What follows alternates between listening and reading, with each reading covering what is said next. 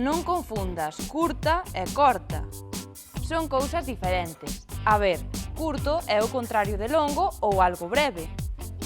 Tamén é curto o que ten pouca vista ou pouca intelixencia.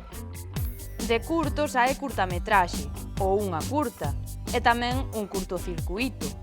A Real Academia Galega tamén admite corto e corta, pero considera que curto e curta é a opción máis recomendable. Unha corta é o que se fai ca erva ou cas árbores. Non digas talar, senón cortar ou tallar. Por exemplo, os ecoloxistas protestaron pola corta ou pola talla masiva de piñeiros. E si, é cortar e non curtar, nin tampouco recurtar. É que recurtar? A quen se lle ocurre eso? As palabras correctas son recortar e recorte. Digo eu.